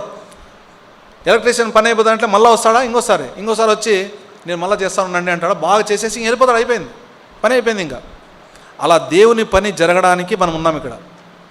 దేవుని కొరకు సృజించబడ్డాం, దేవుని మహిమ కొరకు సృజించబడ్డాం, దేవుని నిమిత్తము మనము సృజించబడ్డాం, అంతే, ఇంకేం లేదు. అందుకే దేవుడు ఏం చేశాడు, మనలందరినీ ఆయనతో కూడా, ప్రభువైన యేసుక్రీస్తుతో కూడా వారసులుగా చేశాడు. అయితే మనం ఇక్కడ ఉన్నాం, ఇలా ఉంటే కొన్నాళ్ళే, యుగయుగాలు ఆయనతో పాటు మనం జీవిస్తాం. అందుకే మనం ఎవరి నిమిత్తం సృజించబడ్డాము ఒకసారి చూడండి. యెషయా గ్రంథము ఒకసారి ఎంతో చదువుకున్నాం మనము, మళ్ళీ ఒకసారి మనము ధ్యానిద్దాం. మనం అనుకుంటాం ఎందుకు ఇదంతా అదంతా అనుకుంటుంటాం, చాలా ఉంది సార్. యెషయా 43వ అధ్యాయము 7వ వచనం. ఎందుకు సృజించాడు దేవుడు మనల్ని? నా మహిమ నిమిత్తము సృజించిన వారిని. ఎవరు? నా మహిమ నిమిత్తం సృజించాడు. ఆయన మహిమ నిమిత్తం మనం సృజించబడ్డాం. ఆయన నిమిత్తం, ఆయన కొరకు, ఆయన మహిమ కొరకు మనం సృజించబడ్డాం. తర్వాత 21వ వచనం చూడండి. అలాగే నా నిమిత్తము నేను నిర్మించిన జనులు. ఎవరు నువ్వు? నేను నిర్మించిన మన పేరు పెట్టుకోండి. నా నిమిత్తం అంటే దేవుడు నిమిత్తము, దేవుని నిమిత్తము దేవుడు నిర్మించిన సుందర్రాజు, దేవుడి నిమిత్తము సృజించబడిన రూఫస్, అట్లా పేర్లు పెట్టుకోండి. దేవుడి నిమిత్తము సృజించబడిన మల్లప్ప. ఇంకా మల్లప్ప అంటే అంతే అన్నమాట. దేవుని కొరకు, దేవుని నిమిత్తము సృజించబడ్డాం మనం, అంతే, ఇంకేం లేదు. అందుకే కదా వస్తాము, ఎన్నాళ్ళు ఉంటామో తెలియదు. అది కూడా టైం లేదు. చూడండి, టైం లెక్కలు ఉన్నాయి. మళ్ళా దేవా నా దినముల అంతము నాకు తెలుపుము, నా దినముల లెక్క నాకు తెలుపుము. మీరు లెక్కేసుకోండి. మహా అంటే 365 రోజులు. 100 ఏళ్ళు అంటే ఎన్ని వేలు? 365 × 100 36,500 రోజులు జీవిస్తాం. 100 ఏళ్ళు అంటే, 100 ఏళ్ళు అంటే తక్కువ అంటే 15,000 రోజులు అనుకోండి. అట్లా మీరు అట్లా అంటే మన దినాలు చాలా తక్కువ దేవునితో పోల్చుకుంటే. ఎందుకు తక్కువ అంటే పాపం చేసి తక్కువైపోయినాం. దేవుడు మొత్తం ఈ భూమిని అంతా మనందరినీ చేయాలని చూస్తే దేవుడు ఆదాము చేసిన పనికి అందరూ చనిపోవడం మొదలుపెట్టినారు. ఎందుకయ్యా చనిపోతున్నారంటే అందుకే. ఇప్పుడు కొత్తది చేస్తున్నారు, ఏమి? మరణం లేకుండా చేయాలి. చూసినారా? ఇప్పుడు వస్తాను. ఒక పెద్ద ప్రాజెక్టు చేస్తున్నారు అని చెప్పాను చాలాసార్లు కదా, జెనోమ్ ప్రాజెక్ట్ అని చేస్తున్నారు. మీరేంటో వాళ్ళు ఇస్తే ట్యాబ్లెట్ కానీ వేసుకుంటే నరాల్లో చేరి అంత మొత్తం అంతా ఆ యొక్క జీవకణాల్లో ఇదైపోయి మనం చనిపోకుండా తయారవుతాం. తెలుసా? మౌను తయారవుతాం. నిజమే. అది ఇప్పుడు కాదు, ఇక కొద్ది రోజుల్లో జరగబోతుంది. ప్రకటనలో చెప్తారే, అది చనిపోతేనే మేలు. ఇప్పుడు పైనుంచి ఆత్మహత్య చేసుకోవాలంటే దూకినాడు అనుకోండి, వాడు చనిపోడు, కాళ్ళు చేతులు ఇరుగుతాయి. అది పెద్ద నరకం. ఇరిగితే ఎట్లుంటుంది? అయిపోయింది. కాళ్ళు చేతులు ఇంత భయంకరం కదా. ఆ టైంలో ఆ యొక్క శ్రమలు, మహాశ్రమల కాలంలో, భయంకరమైన శ్రమల్లో వాళ్ళు చాలా పనులు చేస్తారు. నాకు ఇంత అయిపోయింది, అదే అయిపోయిందని వాళ్ళు పైనుంచి ఏదేదో చేయబోతారు, కానీ బతుకుతారు. తేళ్ళు కుడతాయి, అయినా బతుకుతారు, చనిపోరు. ఎందుకంటే ఇవి చేస్తున్నారు మొత్తం ఈ నుంచి ఇప్పుడు అన్ను చేస్తున్నారు. పెద్ద ప్రాజెక్ట్ అవుతుంది. కొన్ని కోట్లు పెట్టి ఒక ప్రాజెక్టును తయారు చేస్తున్నారు. మనిషి మరణించకూడదు అని, మనిషి ఏమాత్రము జీవించే ఉండాలా అని తయారు చేస్తున్నారు. ఆ సమయంలో జరుగుతుంది అది. ఎప్పుడు? మహాశ్రమ కాలంలో. మహాశ్రమలు ఆ 7 సంవత్సరాల కాలంలో జరుగుతుంటాయి. భయంకరంగా ఉంటాయి. ఒక తేలు ఉంటుంది, ఆ తేలు మనిషి ముఖంతో ఉంటుంది. ఆ తేలు వచ్చి కుడుతుంది. సింహం ముఖం మాదిరి ఉంటుంది. కుడితే అది 6 నెలలు బాధిస్తూ ఉంటుంది. కుట్టి చచ్చిపోదామంటే కూడా చనిపోయి కాదు. ఎందుకు అంటే అవి వేసుకుంటారు, ట్యాబ్లెట్లు ఇవట్లు ఏదో వేసుకుంటారు కదా, మొత్తం అంతా ఆ విధంగా తయారైపోయి మనుషులకు ఈ విధంగా అవుతుంది. మనము అంటే నా మహిమ నిమిత్తము సృజించబడిన ప్రజలం. మనం ఏదేదో చేసుకుంటాం, పాపం చేసి అపరాధం చేసి అయినందువల్ల దేవుని మహిమను ఇవ్వడానికి తిరిగి ఆయన ఈ లోకానికి వచ్చాడు, చనిపోయాడు, సమాధి చేయబడ్డాడు. ఆయన నమ్మిన మనము రక్షణ పొందితే నిత్యజీవం ఉంటుంది. అయితే చూసారా మళ్ళీ మీరు, ఆదాము చేసిన పని ఎంత భయంకరమో. మనిషి ఏమో చనిపోతాం, తెలుసా మీకు? ఆదాము చేసిన పని, మనిషి చనిపోతారు తప్పకుండా, కానీ ఆత్మ జీవిస్తుంది. ఆదాము చేసిన పనికి 2 ఉన్నాయి. ఏమంటే మనిషి చనిపోతాడు, ఆత్మ కూడా చనిపోతుంది. ఆత్మ కూడా చనిపోతుంది అంటే నరకాగ్నిగుండానికి వెళ్తుంది. కానీ ప్రభువైన యేసుక్రీస్తు చేసిన పనికి ఈ శరీరం ఉండకపోవచ్చు, కానీ జీవం, ఆత్మలో జీవం ఉంటుంది. ప్రభువైన యేసుక్రీస్తు ఎలా తిరిగి లేచాడో అలా మనం కూడా తిరిగి లేస్తాం. ప్రభువైన యేసుక్రీస్తునే పోలి ఉంటాం. అది గుర్తుపెట్టుకోండి. నా మహిమ నిమిత్తం సృజించబడిన ప్రజలు అని. చూడండి ఒకసారి, తిరిగి వద్దాం. ఎస్తేరు గ్రంథము 5వ అధ్యాయం. ఆ విధంగా చెప్పిన తర్వాత ఆమె ఒక మాట మాట్లాడుతుంది. ఏమని మాట్లాడుతుందంటే చూడండి ఒకసారి, 16వ వచనం. నీవు పోయి షూషను నందు కనబడిన యూదులందరినీ సమాజ మందిరమునకు సమకూర్చి నా నిమిత్తము ఉపవాసం ఉండి 3 దినములు అన్నపానములు చేయకుండి, నేనును నా పనికత్తెలను కూడా ఉపవాసం ఉందును. ప్రవేశించుట నాయ వ్యతిరిక్తముగా ఉన్నను, నేను రాజునొద్దకు ప్రవేశించుదును, నేను నశించినా నశించెదను. ఎస్తేరు ఇంక చెప్పేసింది, ఏం చెప్పిందంటే 3 రోజులు ఉపవాసం ఉండండి, నేను నా పనికర్త కూడా ఉపవాసం ఉంటాం, నేను నశించినా నశిస్తాను కానీ నేను వెళ్తాను, ఏమైనా సరే అక్కడ పోకూడదు, కానీ నేను రాజు దగ్గరికి వెళ్ళి చెప్తాను అని చెప్పాను. ఇక్కడ ఒక సమస్య వస్తుంది, ఏమంటే హామాను చేసిన పని యూదులందరినీ చంపేయాలని మనకు సరిగ్గా వారు లేరు అని చెప్పింటాడు. కానీ రాజు ఏంలే, కొంచెము ఈ రాజు చూస్తే తిక్కరాజు ఉన్నట్టున్నాడు, చూస్తే కదా అవన్నీ ఏం ఆలోచించాడు, రాని వస్తామంటే రాదు, పోయిందంటే వేరే వాళ్ళని తీసుకుంటాడు, ఏదైనా చేస్తుంటాడు రాజు. కానీ ఒక పని జరుగుతుంది, ఇక్కడ వీడు తెలియకోకుండా ఆజ్ఞను పంపించింటాడు. అంటే యూదుల్లో ఉన్నారు, హామాను నాకు నమస్కారం పెట్టలేదు అవన్నీ చెప్పాడు, గుర్తుపెట్టుకోండి. అయితే నేను ఉపవాసం ఉంటాను యూదులందరూ రక్షించడానికి అని చెప్పి ఉపవాసం ఉంటుంది. ఇక్కడ ఒక మంచి పదం, నేను నశించినా నశించదను, బట్ యూదులందరూ బ్రతకాలి అనే ఉద్దేశంతో ఆమె నిర్ణయం తీసుకుంటుంది. ఇందులో కూడా ప్రభువైన యేసుక్రీస్తు చూస్తాం. ప్రభువైన యేసుక్రీస్తు నశించిన మనలను వెదకి రక్షించుటకై ఈ లోకానికి వచ్చాడు. నేను చనిపోయినా పర్వాలేదు, కానీ ప్రపంచంలో ఉన్న లోకమంతా బ్రతకాలి, లోకమంతా రక్షణ పొందాలి అని లోకరక్షకుడుగా ప్రభువైన యేసుక్రీస్తు వచ్చాడు. ఏమంటే ప్రభువైన యేసుక్రీస్తు చనిపోయినా బతుకుతాడు. ఎందుకు అంటే ఆయన దైవ కుమారుడు.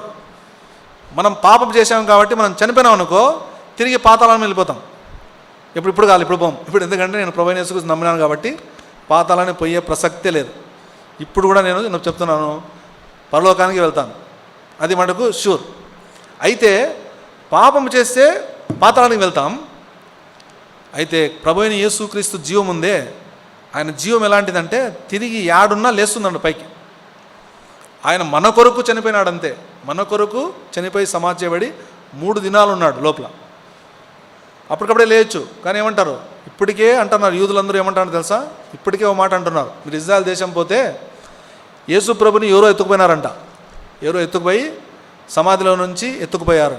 మనం సమాధిలో అయితే పూడుస్తాం కదా, అక్కడ పూడ్చరు, ఊరికే పెట్టెలు అక్కడ పెట్టేస్తారనమాట. అట్లా సమాధిలో పెట్టేసి గుహ ఉంటుంది, నీకొక గుహ నాకొక గుహ అందరికీ ఉంటుంది. మనం ముందుగానే ఒక గుహని తొలిపించుకొని పెట్టుకుంటాం అనమాట. గుహ ఉంటుంది, గుహని మూచేస్తారు. ఇప్పుడు వాళ్ళు అదే అనుకుంటున్నారు చాలామంది. అందుకే ఇజ్రాయెల్ ప్రజలకు ప్రభువైన యేసుక్రీస్తు మీద నమ్మకం లేదు. కొంతమంది ఉన్నారు మళ్ళీ క్రైస్తవులు, అందులో నమ్మని వారు ఉన్నారు చాలామంది అక్కడ ఉన్నారు. అయితే ఇష్టం లేదు, నేను నశించినా కానీ ప్రభువైన యేసుక్రీస్తు ఈ లోకానికి వచ్చాడు. తర్వాత జరిగిన సంఘటన చూద్దాం. తర్వాత ఆయన రాజు దగ్గర వెళ్తుంది. రాజు దగ్గర వెళ్తే రాజు ఇష్టపడతాడు, ఆమె మీద దయనుంది, బంగారు దండాన్ని చూపుతాడు. బంగారు దండం అంటే అదొక వాళ్ళకి పద్ధతి. చూపిన తర్వాత ఏం జగాలో చెప్పు అని చెప్తే మనం విందులు కూర్చుందామని చెప్తాడు. మళ్ళీ ఇంకో రోజు పోయితే హామాను కూడా పిలిపించండి అంటారు. హామాను కూడా వస్తాడు. హామాను విందుకు వచ్చి వెనక్కి తిరిగిపోయేటప్పుడు ఒక సంఘటన జరుగుతుంది. హామాను విందుకు వచ్చి వెనక్కి తిరిగిపోయేటప్పుడు ఒక సంఘటన జరుగుతుంది. ఏం సంఘటన జరుగుతుందంటే, ఈ మొర్దెకాయ కనబడతాడు. మొర్దెకాయ ఈసారి అందరూ లేచి నమస్తే పెడతారు. నమస్తే ఇట్లా అంటున్నాం కానీ అక్కడ వచ్చేసి ఇట్లుండొచ్చు, నమస్తే పెడతారు. కానీ ఈయన నమస్తే పెట్టాడు, ఏమాత్రం ఇట్లా ఉంటాడు, నిలబడి ఉంటాడు. అప్పుడు ఇంకా కోపం వచ్చేసి ఇంటికి పోయి చెప్తాడు. ఇంటికి పోయి చెప్పిన తర్వాత వాళ్ళ భార్య అందరూ, నాకు ఎంత రాజుతో విందులో కూర్చున్నా, నాకు ఎంత పైన ఉన్నా కానీ వీడు నమస్తే పెట్టుకోకుండా నాకు చాలా ఇబ్బంది అయిపోతుంది అని చాలామంది మనకు కూడా ఉంటుంది. ఆఫీసర్లో ఎక్కువ ఉంటుంది, మా ఉద్యోగంలో చూస్తాం. వాడు నమస్తే పెట్టకపోతే అదే పనిగా చూస్తుంటాడు, నమస్తే ఇంకా పెట్టలేదని. అంటే చూస్తుంటారు అనమాట, నమస్తే పెట్టలేదు, విష్ చేయలేదు అని చాలా బాధపడుతుంటారు. గమనించినారా? లోపల ఇదే పోతుంటారు. వాడు నమస్తే చేస్తారంటే అప్పుడు తృప్తి అవుతుంది అనమాట. చాలామంది ఉన్నారు అట్లా, చాలామంది. అందుకే హామాను కూడా సేమ్. ఈ హామాను కూడా అంతే, నమస్తే పెట్టలేదే, నమస్తే. కొంతమంది నన్ను మాట్లాడలేదు అనుకుంటారు, నన్ను విష్ కూడా చేయలే, మాట్లాడలే, వందాలు చెప్పలే అని కొంతమంది ఫీల్ అవుతుంటారు, లోపల రగిలిపోతుంటారు అనమాట. ఈ హామాను కూడా అంతే, రగిలిపోతున్నాడు. మళ్ళీ ఇప్పుడు లేదు, యూదులందరూ సచ్చేది కాదు, కానీ వాడు ఉంటే నాకు ఇష్టం లేదు, వాడిని ఏదో ఒకటి చంపేయాలంటే ఇంట్లో భార్య అందరూ కలిసి ఏం చేయొద్దు, ఇప్పుడు పోయి నువ్వు వానికి ఉరికొయ్య పెట్టు, ఉరికొయ్య ఒకటి తయారు చేయి, వాని మీద చెప్పేసి వాడిని ఉరికి తీస్తాం అని చెప్తారనమాట. చెప్పిన తర్వాత మీకు సింపుల్గా చెప్తాను, మీరు మళ్ళీ పోయి చదవాలి, ఇదంతా చదవాలి. ఉరికొయ్యం తీయమని చెప్తే పోయిన తర్వాత ఈయన బయలుదేరిపోతాడు. ఇంకా ఈరోజు పోతాను, ఇప్పుడే పోతాను అని చెప్పి అర్ధరాత్రి ఇప్పుడు రాత్రి బయలుదేరిపోతాడు. ఇక్కడ ఒక స్టోరీ జరుగుతుంది. దేవుని సంకల్పాలని చెప్పినాం కదా, దేవుని యొక్క సార్వభౌమాధికారాన్ని కనబడుతుంది, దేవుని యొక్క ప్రణాళిక. ఈ రాజుకు ఓ రోజు నిద్ర పట్టదు. ఆ రోజే నిద్ర పట్టక ఏం చదివితే వాళ్ళని పిలిచి ఆ రాజ్య సమాచారం కొంతమంది అది చదువు అని చెప్తే అందరూ చదువుకుంటూ వస్తుంటారు. ప్రభా రాజా ఈరోజు ఇది జరిగింది అని చెబుతూ, అలాగే ఈ రికార్డ్ అయింది చూడు, మొర్దెకైది ఆ రోజు రికార్డ్ అయిందే, ఉరి తీసింటారు కదా, వాడు బిగ్తాను వాళ్ళు ఇద్దరు ఉంటారు కదా, అది జరిగింది అని చదువుతారు. చదివిన తర్వాత మరి జరిగిన తర్వాత అతను బహుమతి ఏమైనా ఇచ్చినామా అని అంటాడు. అంటే లేదు రాజా ఇంతవరకు ఇవ్వలేదు. అట్లా అని అనేటప్పుడు రాజా ఎవరో స్థలంలో ఉన్నారయ్యా అని ఎవరో బయట వచ్చినట్లున్నారు అంటే రమ్మని లోపలికి అంటే ఈయన హామాన్ నిలబడి ఉంటాడు బయట. హామాన్ లోపలికి వస్తాడు. లోపలికి వచ్చిన తర్వాత రాజు ఒక పని అడుగుతాడు. ఏమడుతాడంటే రాజు ఘనపరచను ఉద్దేశించిన వారికి ఏం చేస్తే బాగుంటుంది అని చెప్తాడు. హామాన్ ఏమనుకుంటాడంటే రాజు నన్ను కాక ఎవరిని కనపరుస్తాడులే అని చెప్పేసి రాజా ఏం చేయాలి అని చెప్పి ఒక మాట చెప్తాడు. చూడండి ఒకసారి, అది చదివితే బాగుంటుందని. 6వ అధ్యాయము 7వ వచనం. రాజు ఘనపరచన అపేక్షించిన వానికి చేయదగినది ఏమనగా రాజు ధరించుకుని రాజవస్త్రములను, రాజు యొక్క గుర్రమును రాజు తన తల మీద ఉంచుకును రాజకిరీటమును ఒకటి తీసుకుని రాగా, ఘనులైన రాజు యొక్క అధిపతులలో ఒకడు ఆ వస్త్రములను ఆ గుర్రమును పట్టుకొని రాజు ఘనపరచనపేక్షించువానికి ఆ వస్త్రములను ధరింపజేసి ఆ గుర్రము మీద అతను ఎక్కించి రాజవీధిలో అతను నడిపించుచు రాజు ఘనపరచనపేక్షించువానికి ఈ ప్రకారముగా చేయదగునని అందరి ముందర చాటింపవలెను అని చెప్తాడు. ఇంకా నన్నే కదా అని చెప్పేసి నేనేం చేయాలో, నన్ను ఎవరు ఇలా చేయాలో అనుకొని అతను ఏం చేయాలా, రాజు కిరీటం ధరించి రాజు యొక్క దుస్తులు ధరింపజేసి గుర్రం మీద ఎక్కించి గుర్రాన్ని పట్టుకొని ఒక వ్యక్తి రాజు అధికారంలో ఒకడు పట్టుకొని ఈ విధంగా చెప్పాలన్నమాట. రాజు ఘనపరచన ఉపేక్షించడానికి ఇలా చేస్తారు అని చెప్పాలని చెబితే బాగుంటుంది, అందరూ చాటిస్తే బాగుంటుంది రాజా అని చెప్తాడు ఇతను అనుకొని. అప్పుడు రాజు ఒకటే మాట చెప్తాడు, ఇదే ప్రకారమే నువ్వు మొర్దెకై చెయ్యి అని చెప్తాడు. అంతే, ఇంకేం లేదు. ఇదే ప్రకారమే మొర్దెకై చేసే అని చెప్తాడు. ఇంక రాజు చెప్తానంటే చేసేయాల. ఇతనేమనుకుని వచ్చినాడు, మొర్దెకైని ఉరి తీద్దామని ఉరికొమ్మ తయారు చేసి వచ్చినాడు. కానీ ఇప్పుడు ఏం చేస్తున్నాడు, సీన్ రివర్స్ జరుగుతాను. ఏం చేశాడు చూడండి, 11వ వచనం. అది కూడా ఎలా చెప్తాడు చూడండి. అందుకు రాజు, నీవు చెప్పిన ప్రకారమే శీఘ్రముగా ఆ వస్త్రములను ఆ గుర్రములను తీసుకొని రాజు గుమ్మం మీద కూర్చొని ఉన్న యూదుడైన మొర్దెకైకి అలాగుననే చేయము, అంటే సేవకునికి ఇలాగునే చేయమని చెప్తాడు. చెప్పిన తర్వాత ఆ ప్రకారమే చాటించి ఏం చేస్తాడు, జయం కలుగునుగాక అని అందరూ అరుస్తా అంటే తను బాధపడుతూ పోతాడు. ఎంత భయంకరమైన సంగతి. మొర్దెకైకి ఎప్పుడైతే ఇది చేశాడో, మొర్దెకైకి ఎప్పుడైతే హాని తలపెట్టాడో, అది ఈయనకే అది బాగా చేయాల్సిన అవసరం వచ్చింది. అంటే దేవుడు మార్చిపెచ్చాడు చూడండి. మొర్దెకైకి చేద్దామనుకుంటే మొర్దెకై ఘనపరచాల్సి వచ్చింది. అది దేవుని యొక్క కృప. ఇంకా చూడండి, ఇంకా అప్పుడేం జరిగిందంటే ఇంకోటి జరుగుతుంది. ఆయన ఇంటికి వస్తానట్లే, ఇంటికి వచ్చిన వెంటనే రాజు వచ్చేసి రండయ్యా, రాజు పిలుస్తున్నాడు విందుకి, నువ్వు వచ్చేయాలంట అని చెప్పి పిలుస్తారు. పిలిచిన తర్వాత చూడండి ఏం జరుగుతుంది, వీళ్ళు పోతారు. వీళ్ళు పోయి ఈమె చెబుతుంది, యూదులందరినీ చంపే కుట్ర పడిన అంటే ఎవరు అంటే ఈయన హామానే. ఈయన ఏం చేస్తాడు, రాజు చెప్తే కదా కొంచెం తిక్క రాజు, ఆడే మాట్లాడకుండా బయటికి వెళ్ళిపోతాడు కోపంగా. ఈ రాజు ఆడేం మాట్లాడు, రాజు బయటికి కోపంగా వెళ్ళిపోతానంటే ఈయన వచ్చేసి ఆమెతో అయ్యో అమ్మ క్షమించు అని ఏదో అవన్నీ మీరు చదవాలని నేను చెప్పడం లేదు. మాట్లాడుతూ టైం అయిపోతుంది కాబట్టి మాట్లాడుతూ ఆమె కూర్చొని ఉంటుంది కదా, ఆమె కూర్చొని దగ్గర పోయి ఈయన కూడా ఇట్లా పడింటాడు ఆమె దగ్గర. అంటే ప్రాధేయపడుతుంటాడు కానీ పడింటాడు. ఆమె దగ్గరికి పోతే, రాణి దగ్గర పోతే ఆ రాజునికి చాలా కోపం, చాలా భయంకరం. రాజు వచ్చి ఏం నా ముందరే నువ్వు రాణిని ఇది చేస్తున్నావు అని చెప్తానట్లే అందరూ వాని ముఖం మూసేస్తారు. మూసేసి పట్టుకుంటారు. పట్టుకుంటే రాజా ఈయన హామాను కోసం ఉరికొమ్మ ఒకటి చేసినాడని ఆయన అత్యాగ్రహంతో రగిలిపోతుండగా, అయితే వీడిని అక్కడే ఉరిది అని చెప్తాడు అనమాట. ఎక్కడైతే చేసినాడో మొర్దెకై కొరకు అక్కడే ఉరితి అని చెప్తానట్లే ఉరి తీసేస్తారు. మొత్తం కుమారులు కూడా ఉరి తీయించబడతారు.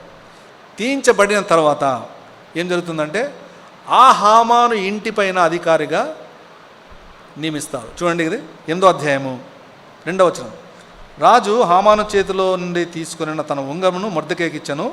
ఎస్తేరు మొర్దెకైని హామాను ఇంటి మీద అధికారిగా నియమించెను. ఎంత అద్భుతం చూడండి. హామాను ఇతని మీద పగబడినాడు, ఇతని మీద కోపపడినాడు. కోప్పడిన తర్వాత అది అతనికే రివర్స్ అయిపోయి అతని ఇంటిని ఇతనికి ఇచ్చాడు. ఫస్ట్ సామాన్యుడిగా ఉన్నాడు మొర్దెకై, తర్వాత గుమ్మంలో ఉన్నాడు, అంటే ఉద్యోగిగా, చిన్న ఉద్యోగిగా ఉన్నాడు. తర్వాత ఇప్పుడు గుర్రం మీద గుర్రం మీద ఎవరు ఈయన ఎత్తు తీసుకుపోయినాడు. ఇప్పుడు ఎక్కడున్నాడు? హామాను ఇంటి మీద అధికారిగా ఉన్నాడు. ఇది చూసి ఏమొస్తుంది చెప్పండి? గుర్తొస్తుంది అబ్రహాము ఆశీర్వచనం. మీకు గుర్తు రావడం లేదా? అబ్రహాము యొక్క ఆశీర్వచనం, అబ్రహాము సంతానం ఆశీర్వచనం చూడండి ఒకసారి గుర్తు రావాలి మీరు. ఆదికాండం 12వ అధ్యాయం. అబ్రహాం యొక్క ఆశీర్వచనం గుర్తు రావాలి. ఎందుకు అంటే దేవుడు ఒక వాగ్దానం ఇస్తాడు. ఆ వాగ్దానము ఇప్పటికి కూడా మన జీవితంలో నెరవేరుతూనే ఉంది. మనం గమనిస్తే, దేవుడు చేసే పనులను గమనిస్తే నెరవేరుతూనే ఉంది. ఏం నెరవేరుతుంది అంటే ఆదికాండము 12వ అధ్యాయము 2వ వచనం. నిన్ను గొప్ప జనముగా చేసి నిన్ను ఆశీర్వదించి నీ నామమును గొప్ప చేసేదను, నీవు ఆశీర్వాదముగా నుండు. ఇక్కడ ఒక పాయింట్. నిన్ను ఆశీర్వదించు వారిని ఆశీర్వదించను, నిన్ను దూషించు వారిని శపించెదను.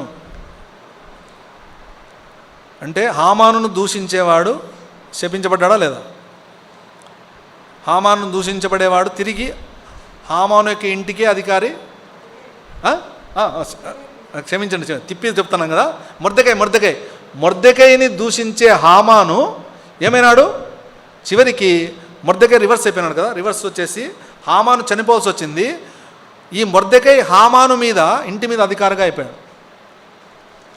ఇప్పుడు కూడా మన జీవితాల్లో గమనించినారో లేదో, మీరు బాగా గమనిస్తే మిమ్మల్ని దూషించేవారు ఉంటారు. చాలామంది దూషించేవారు ఉంటారు.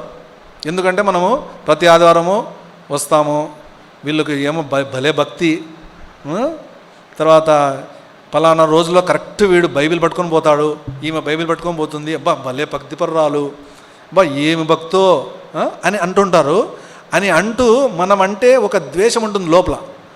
ఆ ద్వేషం ఉంటే ఏం జరుగుతుందంటే మరి ఏం చేయాల్సిన అవసరం లేదు, ఊరికే పోతానంటే వస్తానండి, అంతే, ఏం లేదు. దేవుడే వాళ్ళ మీద మిమ్మల్ని పైన పెడతాడు. దేవుడే మిమ్మల్ని పైన పెడతాడు, వాళ్ళకంటే మీద పైన పెడతాడు. గమనించండి మీరు బాగా. వాళ్ళకి తెలియకోకుండా వాళ్ళకి అన్నీ జరుగుతుంటాయి. చిట్ట చివరికి వాళ్ళ మనసు మారితేనే మంచిది, లేదంటే వాళ్ళకి ఏంటంటో వస్తుంటాయి ఇంకా కష్టాలు.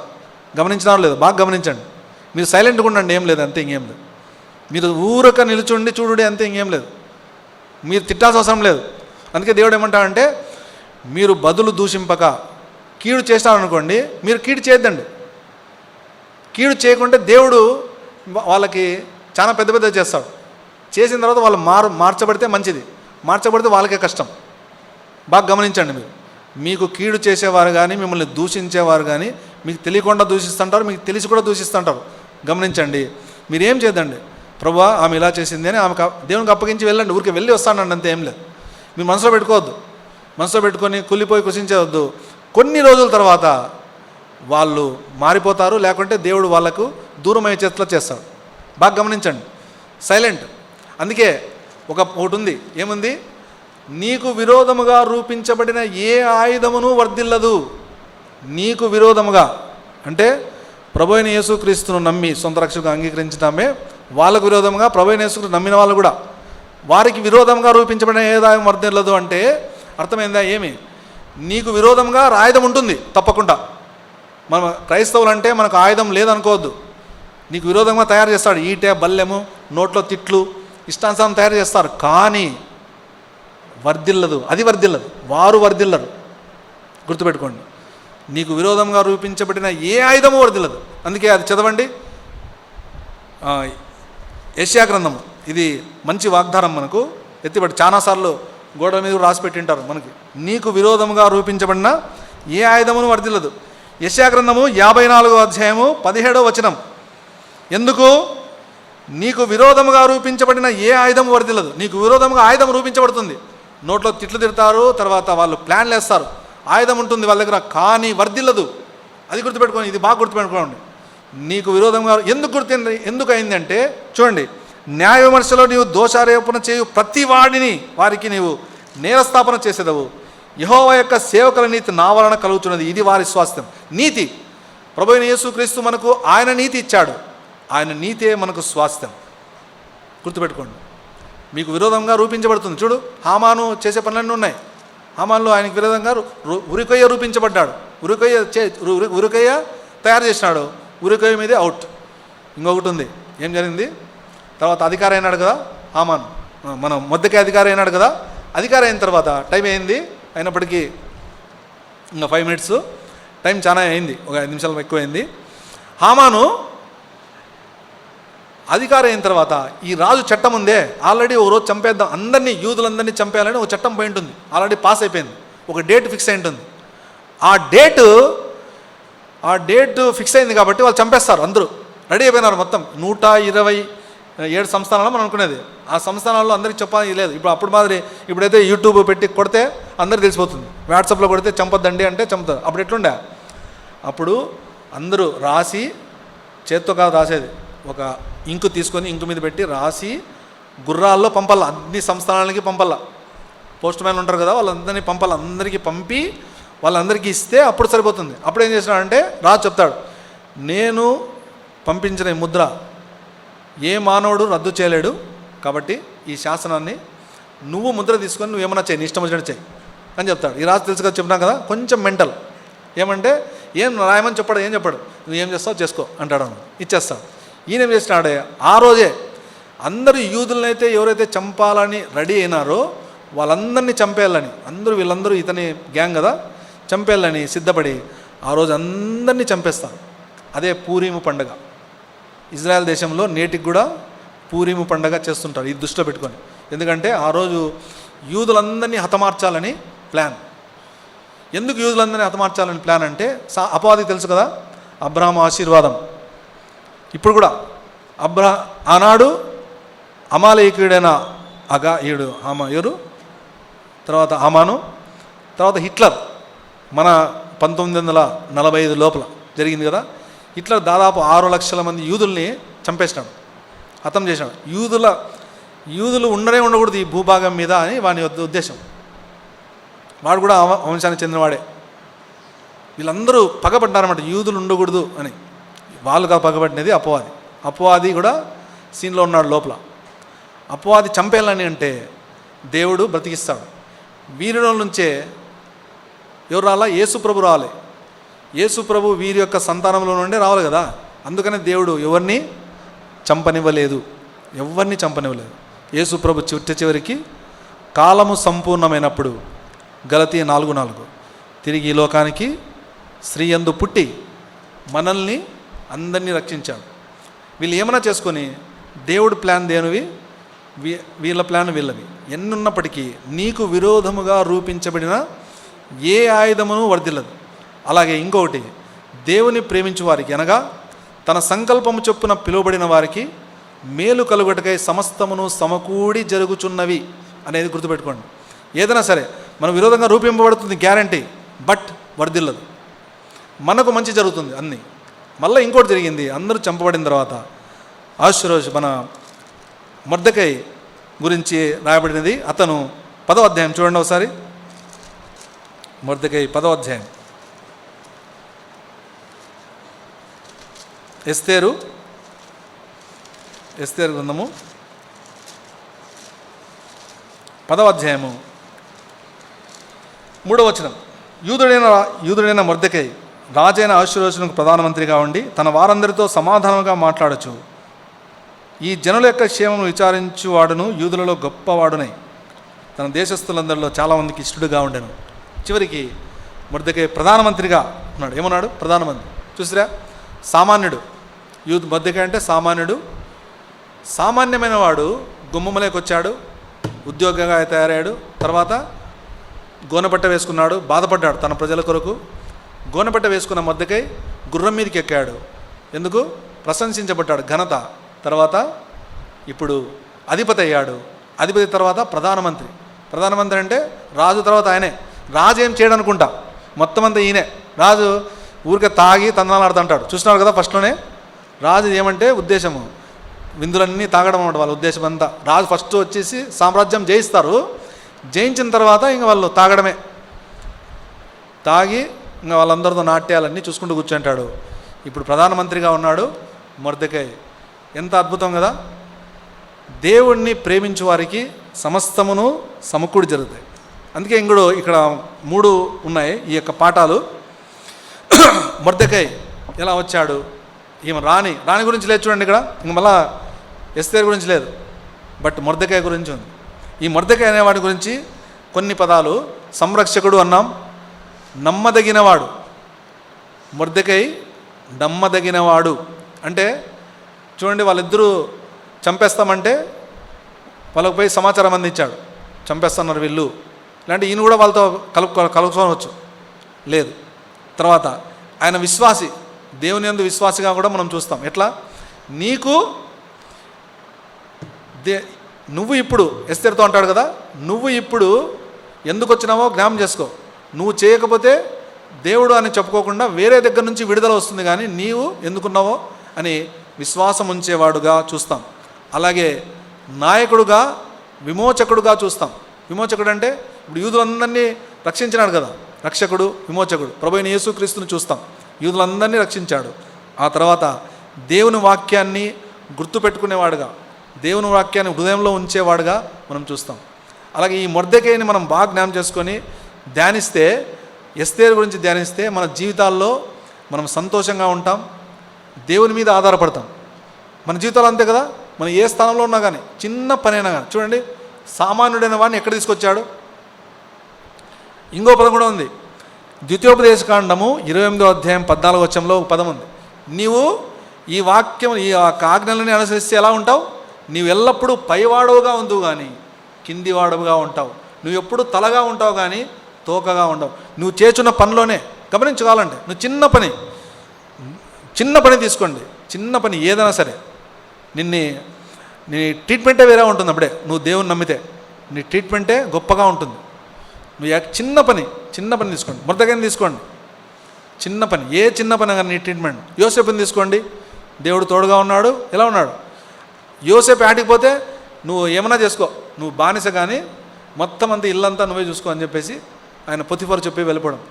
ఆ నుంచి జైల్లోకి పోతే జైలు అధికారి మొత్తం అంతా అంపకిచ్చి నువ్వు ఏం చేస్తావో చేసుకో. ఎంత అద్భుతం కదా! అంటే మీకు ఫేవర్ ఉంటుంది, ఫేవర్, కరుణా కటాక్షాలు. ఆ కటాక్షం అనేది ఎలా ఉంటుంది అంటే, చాలాసార్లు చెప్పాము, ఎలా ఉంటుందంటే దేవుని ప్రేమించే వారికి, దేవునితో మనం సవాసం కలిగి ఉన్న వారికి ఎలా ఉంటుందంటే, ఒక బంతి, ఫుట్బాల్ బంతిని మీరు పోయి సముద్రంలో అట్టడుగు బాగానే పెట్టిరండి. ఒక